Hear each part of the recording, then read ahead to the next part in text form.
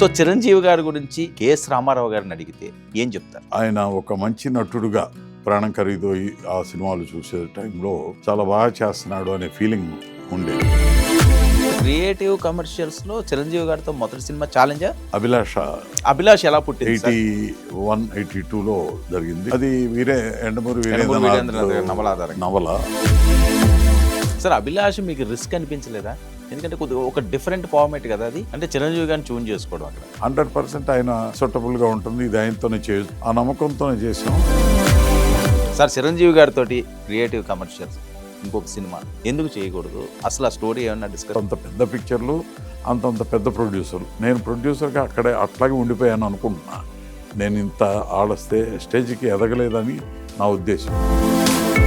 సామాన్యమైన ప్రొడ్యూసర్ ఏం కాదు, ఎలాంటి సూపర్ డూపర్ హిట్లు అండి. ఎందుకు కెఎస్ రామారావు గారు అక్కడే ఆగిపోవాల్సి వచ్చింది? ఆ ఉత్సాహం నాలో తగ్గిందో, లేకపోతే ఆ పవర్, చెప్పి ఒప్పించే పవర్, హిప్నటైజ్ చేయగలిగే నా దగ్గర నేను చేయగలనా లేదా అనే డౌట్, ఇవన్నీ కలిసి నన్ను అట్లా ఆపినాయేమో నాకు తెలియదు. థియేటర్లో సినిమా చూసి సినిమా ఎక్స్పీరియన్స్ ఎంజాయ్ చేసే పరిస్థితి స్లోగా డయింగ్. సార్ చరణ్ని మీరు చిన్నప్పటి నుంచి చూస్తుంటారు కదా. బుద్ధిమంతుడైన బిడ్డ, అల్లరి గట్టే ఏముండేది కాదు. అల్లరి మనిషి కాదు, అసలు ఛాన్స్ లేదండి అక్కడ. ఆ ఫ్యామిలీని చూస్తే మీకు తెలిసిపోతుంది కదా. మన శివశంకర్ వరప్రసాద్ లో చూసి ఏమనిపించింది మీకు చిరంజీవి గారు? ఇంకా కొంచెం వెనక్కి వెళ్ళాడు, ఇంకా కొంచెం యూత్లోకి వెళ్ళాడు అని అనిపించి, మేము ఎక్కడికి వెళ్తున్నాం, మేము వయసు అయిపోతుందా మాకు అనే కంగారు ఆ సినిమా చూసి మొదలైంది. ఎలా పుట్టింది సార్ మెగాస్టార్ అనేది? మీరే అదే చెప్పాను, మీరే అనుకున్నారు? అసలు నేను అనౌన్స్ చేసే వరకు, థియేటర్లో చూసే వరకు ఎవరికి తెలియదు. చిరంజీవి గారికి కూడా ఆయన ఎప్పటికీ మెగాస్టార్ అంతే. మన వరప్రసాద్ వేడుకలు మెగాస్టార్ చిరంజీవి పుట్టినరోజు సందర్భంగా ప్రముఖ నిర్మాత కెఎస్ రామారావుతో వర్మ ఎక్స్క్లూజివ్ ఇంటర్వ్యూ మీ 99 టీవీలో. నమస్తే, వెల్కమ్ టు 99 టీవీ. నేను వర్మ. మెగాస్టార్ పద్మ విభూషణుడు చిరంజీవి గారి జన్మదిన వేడుకలు అంటే ఒక పండగ వాతావరణం. కోట్లాది మంది అండి, తెలుగు ప్రేక్షకులే కాదు, వివిధ దేశాల్లో ఉన్న తెలుగు వాళ్ళు కూడా ఒక పెద్ద పండగలాగా ఆయన పుట్టినరోజు వేడుకలు జరుపుకుంటారు. అసలు చిరంజీవి గారు ఏంటి? ఒక సామాన్య వ్యక్తి, ఈరోజు శిఖరాగ్రానికి వెళ్ళిన వ్యక్తి. ఆయనే కాకుండా వాళ్ళ కుటుంబంలో చాలామంది మెగా హీరోలు అయ్యారు. అసలు చిరంజీవి గారి ప్రస్థానం, చిరంజీవి గారి మొదటి రోజులు ఎలా ఉండేవి, ఇప్పటికీ ఆయన అప్పటి చిరంజీవి గారు, ఇప్పటి చిరంజీవి గారు, ఆ కంపారిజన్ ఏమన్నా ఉందా అంటే కొంతమందికి మాత్రమే చిరంజీవి గారి మనసు, చిరంజీవి గారి అసలు రూపం ఏంటన్నది చెప్పే వ్యక్తులు ఉన్నారు.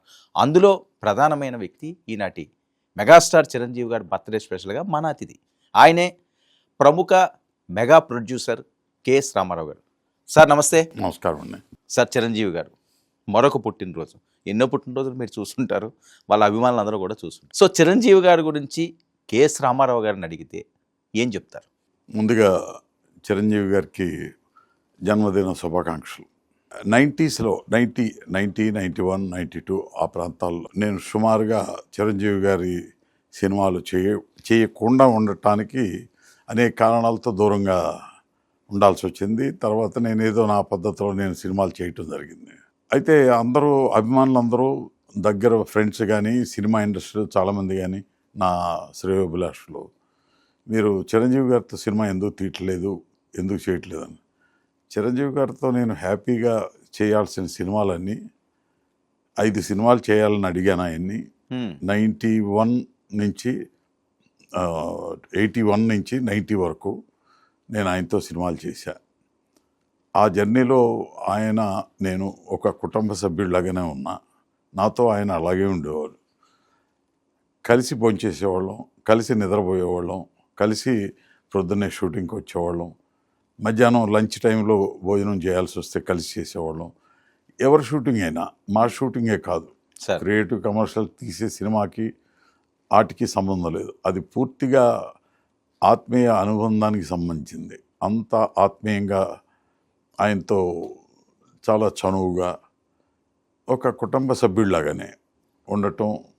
సాయంత్రం అయ్యేటప్పటికీ కాలక్షేపం కూడా ఏదైనా సినిమా చూడటం, లేకపోతే కథలు వినటం, ఇదే జరిగేది. అప్పుడు కూడా కలిసి సార్ క్రియేటివ్ కమర్షియల్స్లో చిరంజీవి గారితో మొదటి సినిమా ఛాలెంజా?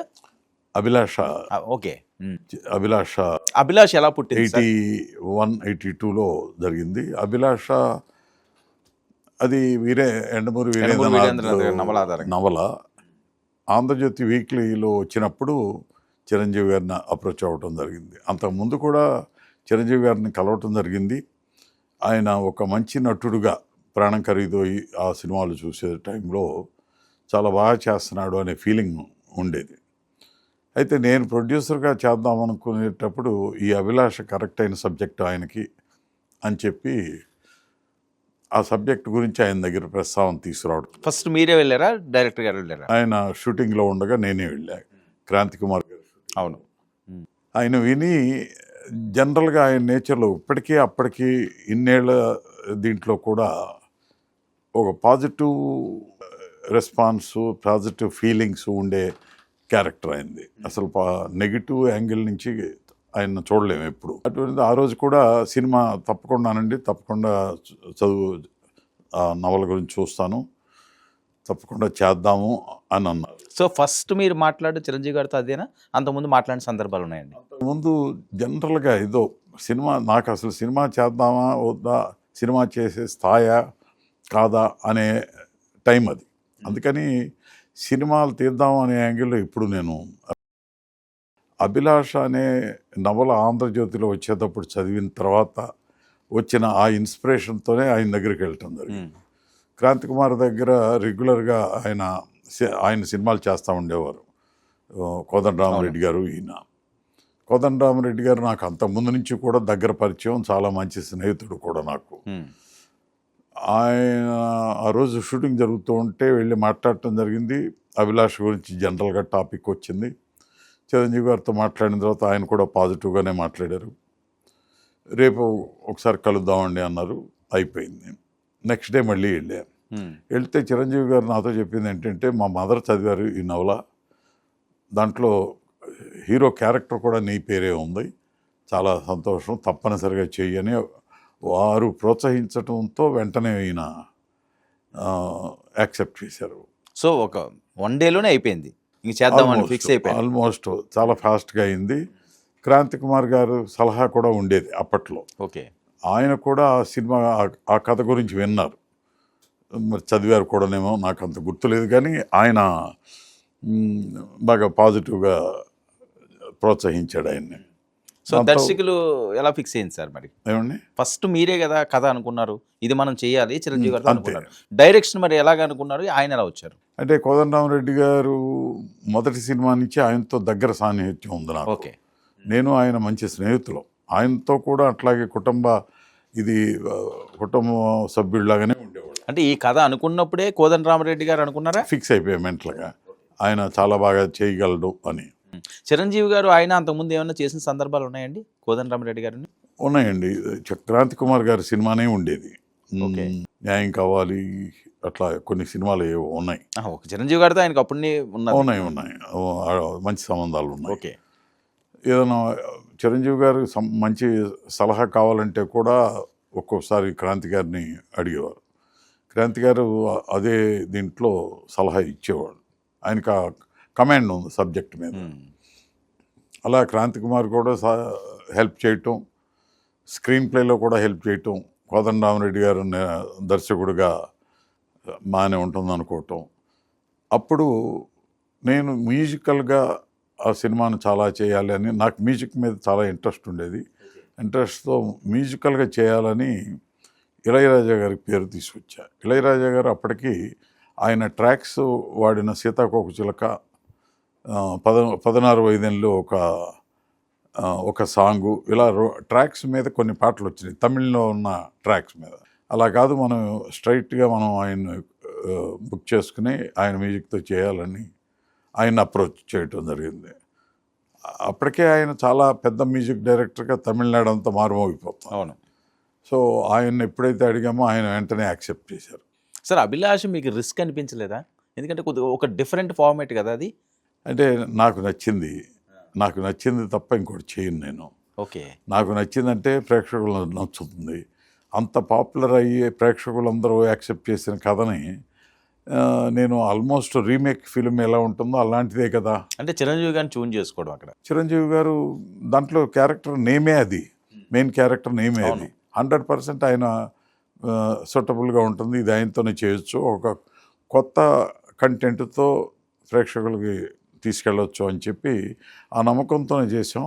దానికి వీరేంద్రనాథ్, కోదండరామరెడ్డి, లోక్ సింగ్ అని మా కెమెరామెన్, ఆయన, ఇళయరాజా, ఈ బ్యాక్గ్రౌండ్లో ఉన్న వీళ్ళందరూ చాలా గొప్పగా కృషి చేసిన సినిమా అది.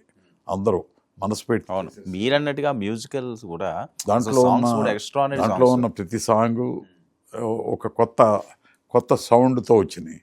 చిరంజీవి గారిని స్క్రీన్ మీద చూసే ఒక కొత్త ఎవరు ఈ స్ప్రింగ్ లాగా ఉన్న రిథమిక్ బాడీ అని అట్లాంటి ఇది బహుశా అది ఫస్ట్ ఫిల్మ్ ఆయనకి. చాలా పిక్చర్లు ఉన్నాయి మ్యూజికల్గా హిట్ అయినాయి అంతకుముందు కూడా, కానీ ఇది ప్రత్యేకంగా ఉంది. అవును, ప్రత్యేకమైన మ్యూజిక్, ప్రత్యేకమైన పిక్చరైజేషను, ఆయన ఎనర్జీ ఎంత మ్యాక్సిమం బ్లాస్ట్ అవ్వాలో అంత బ్లాస్ట్ అయిన సినిమా అది.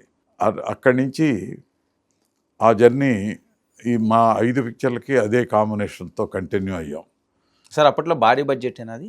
అప్పట్లో భారీ బడ్జెట్లు అంటే మాకు పొదుపుగా చేయటం ఎలాగో తెలుసు.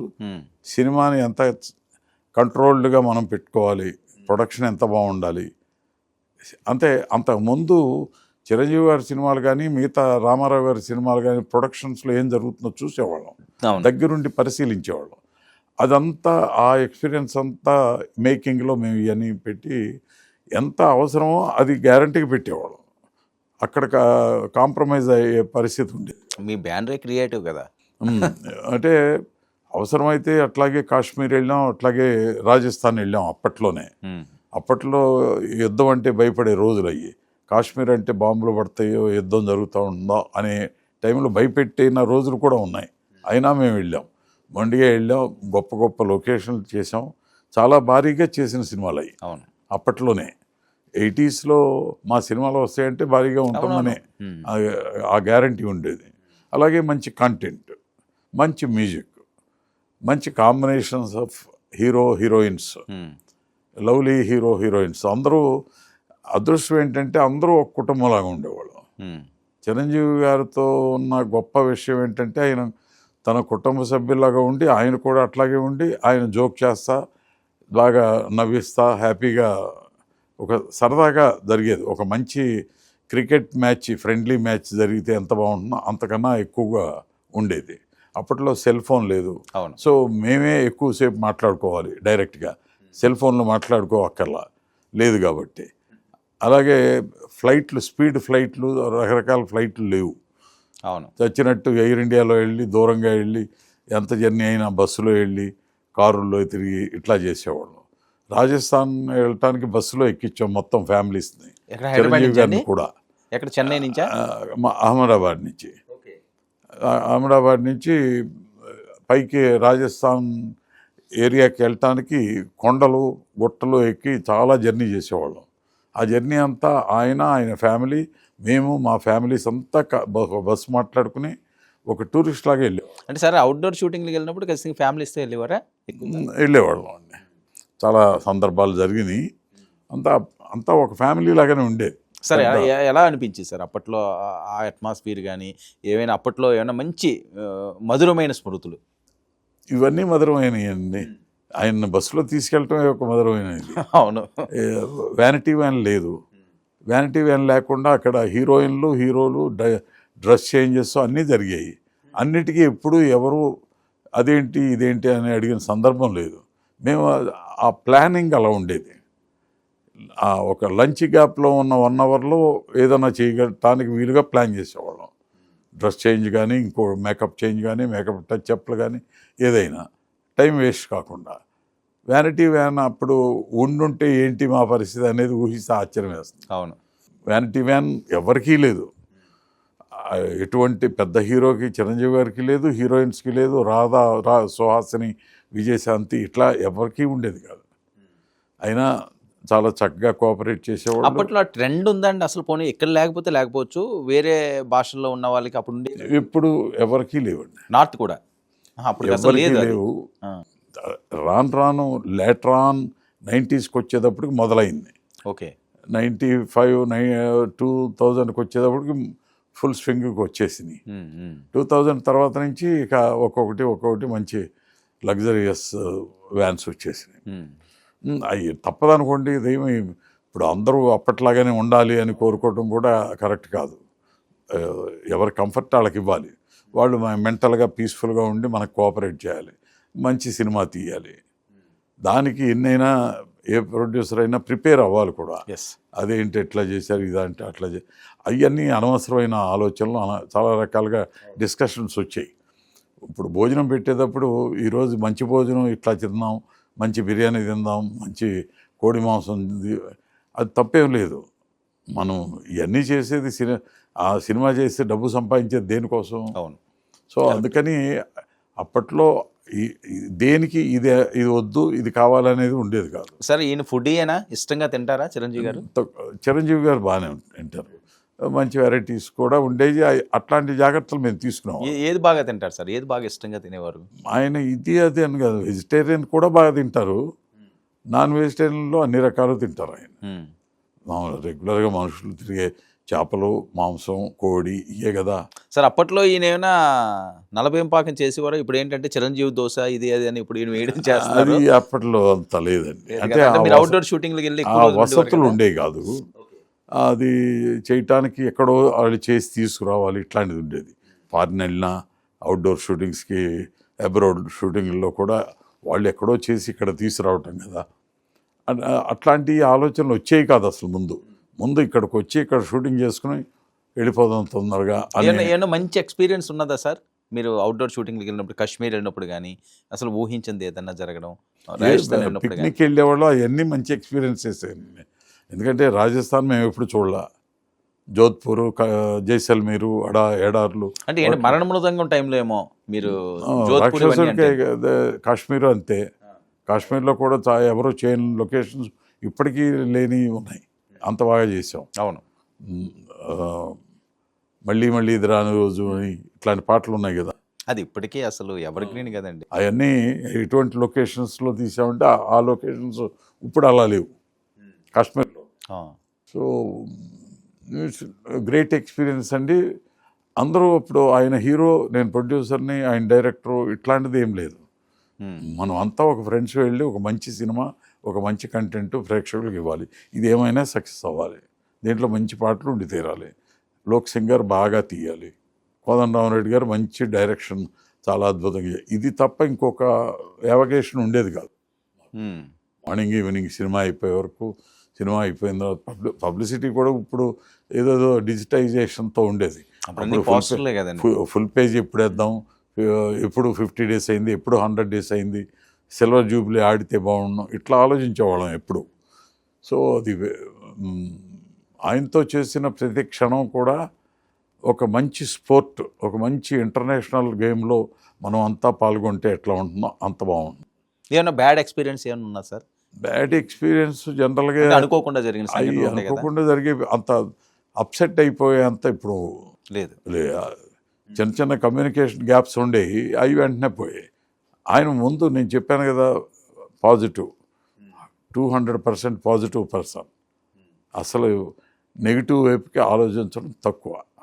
ఎవరన్నా వచ్చి ఆల్రెడీ చెప్తారు కానీ ఆయన దాన్ని వెంటనే సరి చేసుకుని వెంటనే. విపరీతమైన కసెట్ కదండి ఆయనకి, ఏమండి బాగా కసెట్ కదా ఆయనకి, ఏదో చెయ్యాలి, ఇంకా చెయ్యాలి. ఇప్పుడు కూడా అదే అది ఇప్పుడు కూడా ఉందండి.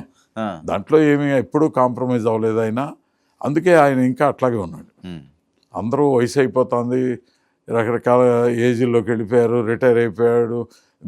చెప్పుకోవాలంటే నేను కూడా వెళ్ళిపోయే దారిలో రిటైర్ అయిపోతానేమో నాకు భయంగా ఉంది. నేను ఇంకా సినిమాలు చేయాలని కోరిక సార్, ఎట్లా చేయాలి ఏంటనే ఆలోచనతోనే ఉన్నాం ఇప్పుడు కూడా.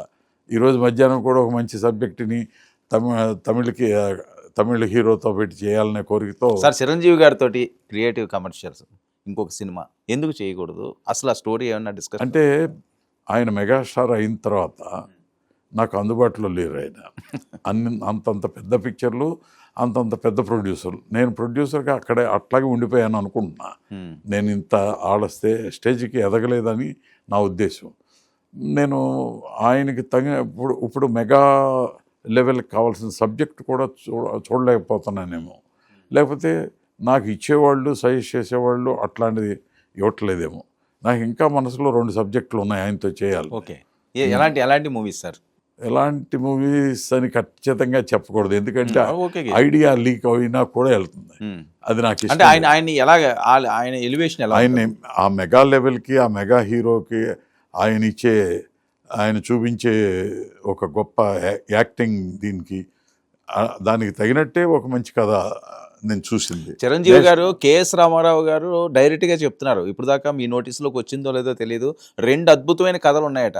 క్రియేటివ్ కమర్షియల్స్ మీకు ఇష్టమైన ప్రొడ్యూసర్ గారు మీకోసం సిద్ధంగా ఉన్నారు. మరి ఆ కథలు వింటా మళ్ళీ మీ ప్రేక్షకులకి అందరికీ కూడా అద్భుతమైన హిట్ ఇస్తారా లేదా అన్నది చూడాలి. చిరంజీవి గారు కూడా ఖచ్చితంగా ఇది చూసే ఛాన్స్ ఉంది. దానికి చాలా కావాలండి ఇంగ్రీడియంట్స్. ఒక మంచి కర్రీ తయారు అవ్వాలంటే ఎన్ని చక్కటి ఉండి ఎంతో బాగా మనసు పెట్టి చేస్తేనే బాగుంటుంది టేస్టీగా. అంత బాగా రచయిత, డైరెక్టరు, మ్యూజిక్ డైరెక్టరు అందరూ కూర్చొని ఆయనకి ఇది చాలా బ్రహ్మాండం అని చెప్పే ప్రతి సీన్ని ఆయనకి ఎక్స్ప్లెయిన్ చేస్తే ఆయనకి దాన్ని రిసీవ్ చేసుకోలేని పరిస్థితి ఉండదు. అంత బాగా ఆలోచించగలరు. సో మీకు నమ్మకం ఉంది ఆ 2 సినిమాలు చిరంజీవి గారితో అయితే? అంటే నాకు నా మీద నమ్మకం లేకపోవడానికి డబ్బు. ఇప్పుడు డబ్బు ఎంత పెట్టగలిగితే అంత గొప్ప సినిమా తీయొచ్చు. ఇప్పుడు అంత మారిపోయింది టెక్నాలజీ. ప్రేక్షకులకి అంత మెగా ఇది చేసి ఇవ్వాలి. అది నేను చేయగలనా లేదా అనే డౌట్స్ అందరికీ ఉన్నాయి. సార్ ఒక్క విషయం, అసలు మీరు సామాన్యమైన ప్రొడ్యూసర్ ఏం కాదు, ఎలాంటి సూపర్ డూపర్ హిట్లు అండి. చంటనే అవనియండి, లేకపోతే రాక్షసుడు అవనియండి, లేకపోతే ఛాలెంజ్ అవనియండి, అభిలాష్ అవనియండి, ఇంకా చాలా చాలా ఉన్నాయి మీ సూపర్ డూపర్ హిట్లు. ఎందుకు కేఎస్ రామారావు గారు అక్కడే ఆగిపోవాల్సి వచ్చింది? నిజంగా చెప్పాలంటే నాకు ఫ్రాంక్గా నాకు ఏమీ తెలీదు. ఇప్పుడున్న సర్కమాస్టాన్సెస్ నన్ను స్లోగా వెనక్కి లాగుతున్నాయి, ముందుకు తీసుకెళ్లకుండా. ఆ ఉత్సాహం నాలో తగ్గిందో, లేకపోతే ఆ పవర్, చెప్పి ఒప్పించే పవర్, హిప్నటైజ్ చేయగలిగే సబ్జెక్ట్ నా దగ్గర నేను చేయగలనా లేదా అనే డౌట్, ఇవన్నీ కలిసి నన్ను అట్లా ఆపినాయేమో నాకు తెలియదు. మీరు లాస్ట్ ఫిల్మ్ ఏంటి సార్? నేను కోవిడ్కి ముందు వరల్డ్ ఫేమస్ లవర్ తీసా, అది ఫ్లాప్ అయింది. కొన్ని మనం అనుకున్నట్టు జరగకపోవచ్చు, అట్లాంటి దాంట్లో అదొకటి. కోవిడ్ తర్వాత సినిమా మేకింగ్ స్టైల్ మారింది. అవును, కోవిడ్ ముందు ప్రొడ్యూసర్ కంట్రోల్లో ప్రొడ్యూసర్కి అర్థమయ్యే విధంగా సినిమా ఉండేది, మ్యూజిక్ ఉండేది, డైరెక్టర్ తెలిసి చేసేవాడు. కథ ఏరుకునేటప్పుడు ఇది మీకు నచ్చిందా, ఈ సీన్ నచ్చిందా, ఈ డైలాగ్ నచ్చిందా అని చెప్పి చేసేవాళ్ళు. ఇప్పుడు ప్రొడ్యూసర్ ఎక్కడో ఉంటున్నాడు, మిగతా పని ఎట్లాగో జరుగుతుంది తెలియకుండానే. మ్యూజిక్ తెలియకుండా జరుగుతుంది. డిజిటైజేషన్ వచ్చిన తర్వాత ఫిల్ము స్క్రీన్ మీదకి వచ్చేది ఏమిటి అనేది కూడా తర్వాత లాస్ట్లో కానీ తెలియట్లేదు. మాకు ఫస్ట్ నుంచి తెలిసేది. ఇప్పుడు ఈ ఆఖరి నిమిషం దాకా మిగతా వాళ్ళకి తెలిసినా కూడా ప్రొడ్యూసర్కి తెలిసే పరిస్థితిలో లేని సిట్యుయేషన్లో సినిమా రిలీజ్ అవుతుంది. అటువంటి పరిస్థితిలో ఉంది. బహుశా వాటికి నేను ఇంకా నేర్చుకోవాల్సింది అప్పట్లాగా ఉంటుంది. నేను మొదటి సినిమా చేసేదానికి ముందు నాకు ఎక్స్పీరియన్స్ ఉంది, సినిమా ఎట్లా హౌ టు మేక్ అనేది. ఓకే, ఎలా సార్? అంటే నా ఫ్రెండ్స్ సినిమా ప్రొడ్యూసర్స్ ఉన్నారు, అశ్విని దత్ కానీ, వడ్డే రమేష్ కానీ, మేమంతా ఒక చోట నుంచి వచ్చాము. మీరు అందరూ ఉన్నప్పుడు అశ్విని దత్ గారు ఇప్పటికీ ఉంటున్నారు కదా, అశ్విని దత్ గారు అది కంటిన్యూ చేశారు. ఆయన అప్పుడు ఇప్పుడు కూడా రామారావు గారితో సినిమా తీసినప్పుడు ఆయనకి 24 ఏళ్ళు. మేము అప్పటికి సినిమా తీయలే. ఆయన సినిమాలు తీస్తున్నప్పుడు మేము సినిమా తీయటం మొదలుపెట్టాం. కాబట్టి ఆయన సినిమా తీయటం గురించి పెద్ద చిన్న ఇది చేయొచ్చా, ఇది చేయకూడదు, ఏదైనా చేస్తాడు. సో ఆయన గట్స్ కూడా ఎక్కువ, మాకన్నా ధైర్యవంతుడు కూడా మనిషి. ఒక్కొక్కడితో ఒక్కొక్క ఇది ఉండేదండి. మా ఫ్రెండ్స్లో వడ్డే రమేష్ అనే ఆయన ఇంకా ఇంతకన్నా ఎక్కువగా చేసేవాడు దాసరి నారాయణరావు గారితో. మేమంతా కలిసి ఒక చోట నుంచి వచ్చిన వాళ్ళం మేమంతా. ఇంకా ఉన్నారు ప్రొడ్యూసర్స్ మాతో పాటు. ఓకే. సో బేసిక్గా విజయవాడ నుంచి. అందుచేత దత్తులాగా నేను తీయగలనా, నాలాగా రమేష్ తీయగలరా, ఇట్లాంటివి అంటే మా ఎవరి బ్రాండ్ వాళ్ళకుండేది. క్రియేటివ్ కమర్షియల్స్ రామారావు తీస్తున్నాడంటే అది వేరుగా ఉండేది, దత్తు గారు తీస్తే అది వేరుగా ఉండేది. వైజయంతి మూవీస్. ఒక్కొక్క ప్రొడ్యూసర్కి ఒక్కొక్క బ్రాండ్ లాగా ఉండే అప్పట్లో. అవును. అది ఇప్పుడు అట్లా ఉందా లేదా అనేది నాకు అర్థం కాని కన్ఫ్యూజన్లో. ఇప్పుడు డైరెక్టరు, హీరో, తర్వాత ప్రొడ్యూసరు అనే పరిస్థితికి వచ్చిన తర్వాత ఎవరు ఏం చేస్తున్నారు, ఎప్పుడు ఏదవుతుంది, ఎప్పుడు ఏ సినిమా రిలీజ్ అవుతుంది అనే పరిస్థితి కూడా పోయింది. అవును. అలాగే చూస్తూ ఉండగానే కంటి ఎదురుగుండా థియేటర్లో సినిమా చూసి సినిమా ఎక్స్పీరియన్స్ ఎంజాయ్ చేసే పరిస్థితి స్లోగా డయింగ్, చనిపోతుంది. అంత ఓటీటీలోకి వెళ్ళిపోతుంది. అంత అలా కాదు. సినిమా అనేది థియేటర్లో కన్నా మన ఇంట్లో కూర్చొని ఇట్లా పెద్ద టీవీలో చూడటానికి ఎక్కువ ఇష్టపడుతున్నాడు. ఎందుకంటే కమ్యూటింగ్, రోడ్ల మీద వెళ్ళటం కష్టంగా ఉంది, రోజుకు ఒక రకమైన రోడ్డు జర్నీలు జరుగుతున్నాయి, ట్రాఫిక్ చాలా ఇబ్బంది ఉంటుంది.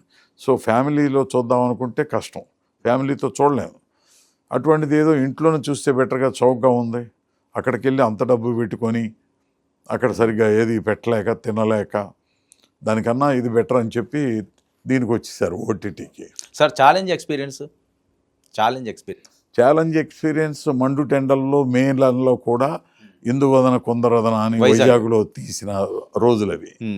అంత హుషారుగా వాళ్ళిద్దరూ చేయగలిగారు. విజయశాంతి అసలు ఏమి మ్యూజిక్ అండి అవన్నీ కూడా, అభిలాష్ కానీ ఛాలెంజ్ చాలా మందికి ఇన్స్పిరేషన్ కలగజేసిన సినిమా అండి అది. సినిమాలు కూడా యువత మీద ప్రభావం చూపుతాయి ఖచ్చితంగా అనేది ఆ సినిమాతో నాకు అర్థమైంది. అందుకని నేను ఏ సినిమాలో అయినా కొంచెం ఆ జాగ్రత్తలు తీసుకోవడానికి ఎక్కువ ప్రయత్నం చేశాను. బ్యాడ్ ఫిలిం తీలా నేను. అవును. మాతృదేవోభావ చేసిన, మళ్ళీ మళ్ళీ ఇది రాను చేసిన ఈ మధ్య శర్వానంద్తో, దానికి సెన్సిబిలిటీ, ఒక ఎస్థెటిక్ సెన్సు, ఒక క్లారిటీతో సినిమాలు తీసా. మనం చేసేదానికి ఒక మీనింగ్ ఉండాలి, ఇది క్రియేటివ్ కమర్షియల్ సినిమా అనిపించాలి అనే ఇది ఉంది. ఇప్పుడు అంతే. చిరంజీవి గారితో 2 సినిమా సబ్జెక్టులు అన్నవి కూడా అట్లాగే ఉంటాయి. నాట్ లైక్ ఏదో డబ్బు ఖర్చు పెట్టాము 300 కోట్లు అయింది, ఇది చిరంజీవి గారితో 300 ఖర్చు పెడితే ఎట్లా అని కాదు. సార్ మీ ఆయన నోటీస్లోకి వెళ్ళిందా, మీరు రెడీగా ఉన్నారు కథలు పట్టుకుని? తెలుసా, ఈడు ఎప్పుడు ఏదో ఒకటి చేస్తానే ఉంటాడని ఆయనకి నమ్మకం. ఓకే. ఏది మంచిది, ఏది ఎప్పుడు సెట్ అవుతుంది అనేది కష్టం. తప్పకుండా చేయాలనేది ఆఖరి నిమిషం దాకా నా ప్రయత్నం అట్లాగే ఉంటుందని కూడా తెలుసు ఆయనకి. సో రెగ్యులర్గా కలుస్తుంటారు సార్ చిరంజీవి గారిని? కలిసే చాలా తరచుగానే కలుస్తానండి. అయితే ఇప్పుడు ఆయన్ని డిస్టర్బ్ చేసే, నేను వెళ్ళి కూర్చుంటే చాలా గంటలు కూర్చోవాలి. అది ఆయనకి అంత టైము ఇప్పుడు వయసును బట్టి కానీ అక్కడున్న పరిస్థితులను బట్టి కానీ కష్టం. అందుకని నెలకోసారి కలిసినా చాలా గొప్పగా హ్యాపీగా ఫీల్ అయ్యే మంచి సన్నివేశం లాగా ఉండేది. అట్లా ఎప్పుడు ఏదో ఒక రకంగా పలకరింపు అనేది ఉంటుంది. చిరంజీవి గారు స్వయం పాకం పోనీ ఇప్పుడు తిన్నారా? అప్పుడు లేదు కానీ ఆ రోజుల్లో అయితే ఆ ఫెసిలిటీస్ లేవు. ఆ తర్వాత ఏమన్నా వండి పెట్టారా మీకు చిరంజీవి గారు? ఏమన్నా దోశలు కానీ ఆయన ఏదో చేస్తుంటారు కదా. ఆయన ఇంటికి వెళ్తే ఇప్పుడు కాదండి, మద్రాసులో ఉన్నప్పుడు కూడా ఒక ప్రత్యేకమైన దోశ ఉంటుంది. అది వాళ్ళ నాయనమ్మ గారు చేసేవాళ్ళు, ఆ తర్వాత వారి మిసెస్ గారు చేస్తున్నారు, ఆయన కూడా చేస్తున్నాడు. అది నేను అనుకుంటా, నాకు సరిగ్గా తెలియదు కానీ అటుకులు వాటితో ఏదో చేస్తారు. ఓకే. చేసి దాన్ని చాలా సాఫ్ట్గా, స్పాంజ్ కన్నా మెత్తగా ఉండే దోశలాగా తయారవుతుంది, తెల్లగా. దాంట్లో ఏ రకమైన చట్నీ వేసుకున్నా, ఏ రకమైన కూర వేసుకున్నా చాలా టేస్టీగా ఉండేది. అవసరమైతే అది బాస్ ఈరోజు కొంచెం అదేమన్నా వీలవుతుందా అంటే వెంటనే రెడీ చేసి తెప్పించేవాళ్ళు. అంత ఇది. వాళ్ళ ఇంట్లో కాఫీ కూడా అంతే బాగుంటుంది. ఓకే. నేను ఎక్కువగా కాఫీ లైక్ చేస్తాను. కాఫీ ఆయన వెంటనే కాఫీ తెప్పించేవాడు. ఆ దోశ, చిరంజీవి గారి దోశ అనేది నాకు ప్రత్యేకంగా, ఆ సౌండింగ్ నాకు తెలియదు కానీ ఆయన వేయగలరు. అది ప్రత్యేకంగానే ఉంటుంది ఆ దోశ. అది అన్ని చోట్ల చాలా కొన్ని వందలు ఉన్నాయి కదా రెస్టారెంట్లు, అట్లా లేదు. అది అదో ప్రత్యేకంగానే ఉంటుంది. సార్ అభిమానం నచ్చారు అంటే చాలా ప్రేమగా చూసుకుంటారట కదా చిరంజీవి గారు? అభిమానం కానీ ప్రొడ్యూసర్నే అభిమానంగా చూసుకున్నప్పుడు అభిమానంగా చూడటం పెద్ద గొప్ప విషయం కదా. ఆయన అందుకేగా బ్లడ్ బ్యాంకులు అవి పెట్టిందే అందుకు. ఆయన ఎవరినైనా మీరు వెళ్తే మిమ్మల్ని కొత్తగా ఎవరు వచ్చినా వాళ్ళని అంతే అభిమానంతో పలకరిస్తారు, మంచిగా మర్యాద చేస్తారు. చాలా అవన్నీ ఆయన దగ్గర చూసి నేర్చుకోవాల్సినవి చాలా ఉంటాయి. ఎలా సాధ్యం అవుతుంది సార్? ఇప్పుడు ఒక పెద్ద స్టార్డమ్ మన కోసం లక్షల మంది కోట్ల మంది ఆశగా ఎదురు చూస్తుంటారు, ఒక్కసారి అలా కనిపిస్తే చాలని. సో ఆ గర్వం ఎప్పుడు చిరంజీవి గారిలో ఎక్కలేదా? మీరు ఎప్పుడన్నా అలా అనిపించిందా? టైమింగ్ ఆయన తప్పనిసరిగా కలుస్తారు. ఆ కలిసే టైం ఉంది. మొన్న ఆగస్టు 15కి చిరంజీవి బ్లడ్ బ్యాంక్లో చేసిన అట్లాంటి సందర్భాలు వీటన్నిటిలోనూ ఆయన ఖచ్చితంగా అంటే నేను ఇది నా లెవెల్ ఇది అనే గర్వం ఎప్పుడన్నా చూసారా మీరు చిరంజీవి గారిలో? ఎప్పుడు లేదు. అప్పుడు నాకు 80sలో కలిసినప్పుడు ఎలా ఉన్నారో ఇప్పుడు అలాగే ఉన్నారో అలాగే మాట్లాడతారు. ఏ రామా ఎట్లా ఉన్నావు అంటారు. రామా అంటారా మిమ్మల్ని? మీరేమంటారు సార్? బాస్ అంట. బాస్ అని అంట.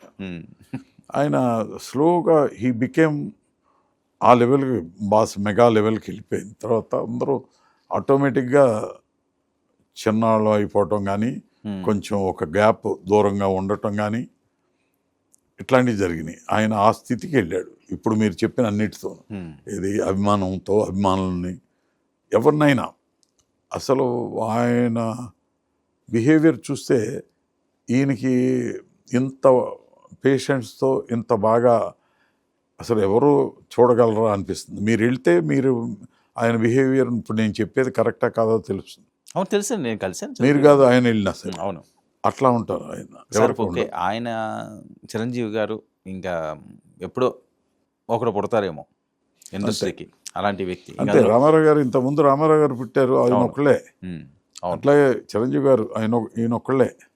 అట్లాగే ఉంది కాదు సార్. ఒక్క సినిమాలనే కాదు, అభిమానులని లేకపోతే ఈ ఫ్రెండ్షిప్లని కాకుండా కుటుంబానికి సంబంధించి ఆయన తీసుకునే జాగ్రత్తలు కానీ, వాళ్ళ పిల్లల్ని తీర్చిదిద్దే కానీ, లేకపోతే రామ్ చరణ్ ఆయన ఎంత గౌరవంగా ఎంత మర్యాదపూర్వకంగా మా తండ్రి గారు ఇది మెగాస్టారు నాకేంట్రా అనేది లేకుండా చాలా సౌమ్యంగా తండ్రిని మించిన కొడుకుడు అనిపించుకోవడం అన్నది చాలా గొప్ప మొత్తం ఫ్యామిలీ. మీకు ఎలా అనిపిస్తుంది సార్ చరణ్? ఫ్యామిలీ అంతా అంతే. ఎవరైనా ఆడపిల్ల ఇద్దరైనా, చరణ్ అయినా, చిరంజీవి గారు అయినా, చిరంజీవి గారి మిస్సెస్ అయినా ఆ ఇంటికి వెళ్తేనే తెలిసిపోతుంది ఇక్కడ వేరుగా ఉంది, ఇక్కడ మర్యాద ఉంది, ఇక్కడ మంచితనం ఉంది అనేది అర్థం అవుతుంది. సార్ చరణ్ని మీరు చిన్నప్పటి నుంచి చూస్తుంటారు కదా, చిన్నప్పటి నుంచి ఎలా ఉంది సార్ చరణ్ అప్పట్లో సినిమాలు సరదా? చరణ్ని చూశాను, చరణ్ని చూశానండి. అప్పుడు ఇప్పుడు కూడా చరణ్ ఏ వయసుకు తగినట్టు ఆ వయసులో ఉన్నాడు. చిన్నప్పటి నుంచి కూడా మర్యాద అల్లరది చేయడం సరదాగా మీ అందరితో కొత్తగా తెచ్చుకుంది కదా. ఇంట్లో ఏమో ఎట్లా ఉంటే అట్లాగే ఉంటుంది. అతను పెరుగుదల కూడా అంతే. పేరెంట్స్ని బట్టే పిల్లలు.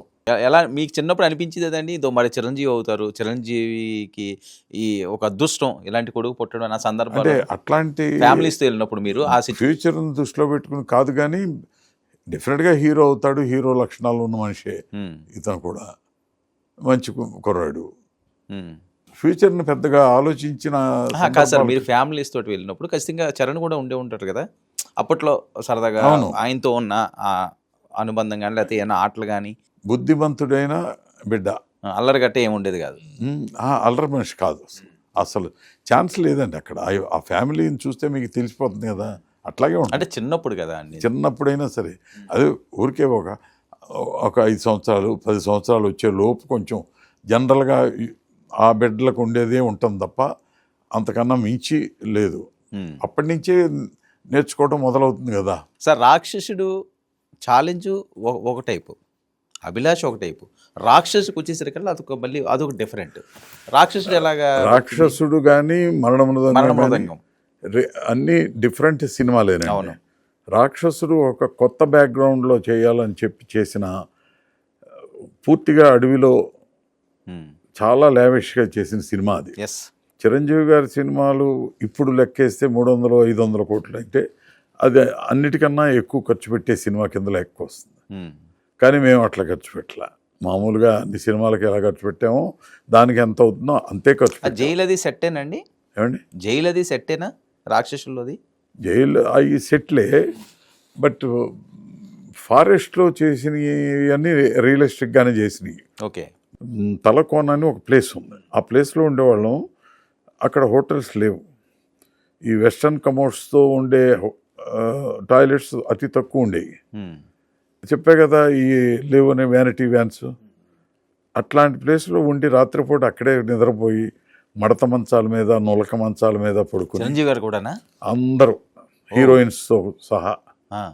పొద్దున్నే లేచి గబగబా 6-7 షూటింగ్కి వచ్చి మళ్ళీ సాయంత్రం వెళ్ళిపోయి కబుర్లు చెప్పుకుని పడుకోవటం. ఉమ్. అట్లా ఇదంతా ఒక పిక్నిక్, ఒక రెస్పాన్సిబిలిటీతో ఉన్న ఒక యూనిట్. సార్ ఆ ఫారెస్ట్ లో అవి ఉన్నప్పుడు ఏమన్నా ఇన్సిడెంట్లు ఏమి జరగదు? ఏం లేదు, అన్నీ ప్రశాంతంగా జరిగింది. 2 సార్లు వెళ్ళాం, పైగా 2 సార్లు అటువంటి ఎక్స్పీరియన్సే ఉంది. సెక్యూరిటీ ఉండేదా సార్? తక్కువ. ఇట్లా వీళ్ళు లావుగా ఉండేవాళ్ళు ఎవరు ఉండేవాళ్ళు కాదు. కాదండి, అప్పట్లో మరి చిరంజీవి గారు బాగా క్రేజ్ కదా, జనాలు అవి మాలోనే చుట్టుపక్కల నుంచి రావడం. మేమే చేసేవాళ్ళం ఏదైనా, మేమే బౌన్సర్స్. ఉమ్. ఆయన దగ్గరికి ఎవరైనా రానిచ్చేవాడు కాదు. ఉమ్. ఈ బౌన్సర్స్ వీళ్ళు ఉంటేనే షూటింగ్, లేకపోతే షూటింగ్ లేదనే పరిస్థితి ఉండేది కాదు. ఉమ్. షూటింగ్ ఎప్పుడు క్యాన్సిల్ అవ్వలేదు వాళ్ళ వల్ల డిస్టర్బ్ అయ్యి. ఓకే. చాలా కంఫర్టబుల్గా చేసుకొచ్చాం. Complete outdoor. ఇదంతా ఒక వండర్ఫుల్ ఎక్స్పీరియన్స్ అండి. మేకింగ్ ఫిలిమ్స్ విత్ చిరంజీవి అంటే రియల్లీ గ్రేట్ అనమాట సార్. ఇప్పుడు మనం అందుకే ఆయన మెగా అవటానికి రీజన్ ఇప్పుడు మీరు అడిగిన ప్రశ్నలు అన్నిట్లోనూ ఉంది. మన శివశంకర్ వరప్రసాద్ లో చూసి ఏమనిపించింది మీకు చిరంజీవి గారిని? ఇంకా కొంచెం వెనక్కి వెళ్ళాడు, ఈయన ఇంకా కొంచెం యూత్లోకి వెళ్ళాడు అని అనిపించి, మేము ఎక్కడికి వెళ్తున్నాం, మేము వయసు అయిపోతుందా మాకు ఉమ్. అనే కంగారు ఆ సినిమా చూసి మొదలైంది. బాడీలో ఆ రిథమ్ ఉందండి, ఆ పవర్ ఉంది, ఆ ఎనర్జీతో ఆయన సబ్జెక్ట్ ఇవ్వాలి ఆయనకి. ఆయన మనసుకు నచ్చే సబ్జెక్ట్ పడాలి, ఆడుకుంటారు. ఇక మామూలుగా ఉండదు. అటువంటి హీరో ఆయన. దాంట్లోకి వెళ్ళిపోతాడు ఆయన ఆటోమేటిక్గా. బాడీ ఫోన్ చేశారా మీరు? మాట్లాడారా చిరంజీవి గారితో? శివశంకర్ వరప్రసాద్ చూసి తర్వాత చాలాసార్లు కలిసాం కదా, చాలా టైం. ఏమన్నాడు సార్? ఏమన్నా, నేను ఇవన్నీ ఆయనతో అట్లా అన్నీ మాట్లాడను, కొన్ని వరకే మాట్లాడతాను. మరి అప్పుడు మొదట కలిసినప్పుడు మేమంతా యూత్ఫుల్గా చేసినప్పుడు ఉన్నంత కాదు. ఇప్పుడు ఒక లెవెల్కి వచ్చాం కాబట్టి ఆ వయసును బట్టి ఆ గ్యాప్, ఆ గౌరవం, ఆ ఆప్యాయత, ఆ డిస్టెన్స్ ఇప్పటికీ ఆ ప్రేమ అభిమానం ఆయనకు ఉంటాయి సార్? 200% ఉంది. ఆ తేడా ఏం లేదు. అందుకే నేను చెప్తాను కదా, ఆయన మెగా అనేది అవటానికి కారణం ఆయన మనసు, ఆయన మెదడు, ఆయన బాడీ, ఇవన్నీ కలిసే, ఆయన బిహేవియర్ అంతా కలిసే మెగా స్టార్ అని పెట్టింది 88లో మరణమృదంగానికి. అవును, చూసి అప్పుడే ఇందాక చెప్పాను చూసారా, కార్లో బస్సుల్లో ఇవన్నీ లేకపోయినా ఎక్కడికైనా వచ్చి రావటం, సెల్ ఫోన్ లేకపోయినా రావటం, హ్యాపీగా సినిమా షూటింగ్, ఇవన్నీ చూసిన తర్వాత ఆయనలో నేను ఆశ్చర్యపోతూ ఉండేవాడిని. అరే ఇంత డౌన్ టు ది ఎర్త్ లాగా చేసి ఇంత చేస్తున్నాడు అని చెప్పి ఆ సినిమా లెవెల్ కూడా ఆ లెవెల్కి చేసాం మరణమృదంగాన్ని. సో దాన్ని ఆ టైంలో మా టైటిల్స్లో ఫస్ట్, అంతకుముందు సుప్రీం స్టార్ ఉండేది, అవి కాదు, ఇట్లాంటి టైటిల్ ఎవరో పెట్టకూడదు, అటువంటిది ఆలోచించాలని చెప్పి పెట్టింది మెగాస్టార్ అని. ఈ మెగాస్టార్ తర్వాత ఏ స్టార్లు పెట్టడానికి ట్రై చేసినా అది దాని తర్వాత అయింది. Yes, correct. సో అట్లా అది ఎలా పుట్టింది సార్ మెగాస్టార్ అనేది? మీరే అదే చెప్పాను, మీరే అనుకున్నారు మైండ్లో. ఎవరు అసలు నేను అనౌన్స్ చేసే వరకు, థియేటర్లో చూసే వరకు ఎవరికి తెలియదు. చిరంజీవి గారికి కూడా. చిరంజీవి గారికి ఆ రోజు ఫంక్షన్కి బహుశా వచ్చినప్పుడు రాయల్ సెల్యూట్ టు మెగాస్టార్ అని ఒక బ్యానర్ పెట్టాం. అట్లా ఆయనకి తెలిస్తే తెలవచ్చు. తర్వాత థియేటర్లోనూ తర్వాత అంతా ఇదవటం, ఆయన ఫ్యామిలీయే మెగా అయిపోవటం, మెగా ఫ్యామిలీ అని అందరూ పిల్లలు, తమ్ముడు, అందరికీ అది నిజంగా అది నాకు చాలా హ్యాపీగా అనిపించిన ఒక మంచి ఇది అనమాట. ఎందుకంటే నాకు కావలసిన, నాకు ఇష్టమైన మనుషులకి నాకు ఏదో ఆలోచించా, ఏదో ఉంటే బాగుంటుందన్నా, అది ఈ స్థాయికి వెళ్తుందని వెళ్ళటానికి రీజన్ మళ్ళీ ఆయనే, నేను కాదు. ఆ లెవెల్కి తీసుకెళ్ళిన ఇది ఆయన స్థాయి, ఆయన ప్రవర్తన, ఆయన ఎదుగుదల, ఆయన ఎట్లా ఇచ్చేసాడు అనేది ఆయనదే. సో అబ్సల్యూట్లీ మెగా అనే టైటిల్ నేను ఇచ్చాను అని అనుకోవటం కన్నా ఆయన పెరిగాడు, ఆయన నిజంగా మెగాస్టారే అని అనుకుని నేను సంతృప్తి పడి హ్యాపీగా ఉండే రోజులే ఎక్కువ. నేను కదా మా మెగాస్టార్ కదా అనుకుని అంత హ్యాపీ. సార్ మరి ఏంటి ప్రేక్షకులకి ఏం చెప్తారు చిరంజీవి గారితో సినిమా? మళ్ళీ ఎంజాయ్ చేయండి. ఆయన మీకు నచ్చిన సినిమాలే చేస్తాడు. ఎప్పుడు గొప్ప సినిమాలే వస్తాయి, మెగా సినిమాలే వస్తాయి. మిగతా సినిమాలన్నీ అంతకన్నా పెద్ద సినిమాలు, అంతకన్నా ఎక్కువ డబ్బు పెట్టి తీసిన సినిమాలు చాలా వస్తున్నాయి. కానీ ఆయన సినిమాలకు దగ్గరగా ఏ సినిమా రాట్లా. అది నిజాయితీగా చెప్తున్నా, మీరు అబ్జర్వ్ చేయండి. అవును, ఆయన కలెక్ట్ చేసిన డబ్బు కానీ సక్సెస్ కానీ సాటిస్ఫాక్షన్ విత్ ది ప్రేక్షకుడు ఎంత సాటిస్ఫై అయ్యాడు అనేది ఆ సినిమా చూస్తే తెలుస్తాయి. చాలా సినిమాలు సక్సెస్ అవుతాయి, ఎందుకో ఏంటో ఎక్కడ సాటిస్ఫై అయ్యాం, దేనికోసం సక్సెస్ అయింది అనేది అర్థం కాని విధంగా అవుతూ ఉంటాయి. దానికి అనేక రీజన్స్ ఉంటాయి. కానీ ఇక్కడ ఆయన ఒక్కడి వల్లనే, ఆయన గురించే అది హిట్ అవుతుంది. అది ఆయన ఫ్యాన్స్ కాదు, ఎవరెవరు ఫ్యాన్సో ఉంటారు, వాళ్ళు కూడా ఎంజాయ్ చేసే హీరో ఆయన. ఏ ఫ్యాన్ అయినా సరే వచ్చి ఎంజాయ్ చేసే హీరో. సో ఆయనే మెగాస్టార్. మనసులో ఎవరో నా ఫ్యాన్, ఆయనకి ఫ్యాన్, ఈయన ఫ్యాన్ అని పొజిషనింగ్ కోసం అంటే అనొచ్చు. కానీ ఈయనకి ఫ్యాన్ కాని వాళ్ళు ఎవరు ఉండరు. ఫ్యాన్ కానీ మహిళా ప్రేక్షకులు ఉండరు, ఫ్యాన్ కానీ ప్రేక్షకుడు ఉండరు. ఇదంతా రెగ్యులర్గా జరుగుతుంది. ఆయన ఎప్పటికీ మెగాస్టార్ అంతే. సార్ మీ బాస్కి మరొక్కసారి 100 years ఖచ్చితంగా ఉండాలి. హానెస్ట్గా 100 years సినిమాలు చేస్తూనే ఉండాలి ఆయన, మనస్ఫూర్తిగా కోరుకుంటున్నా సార్.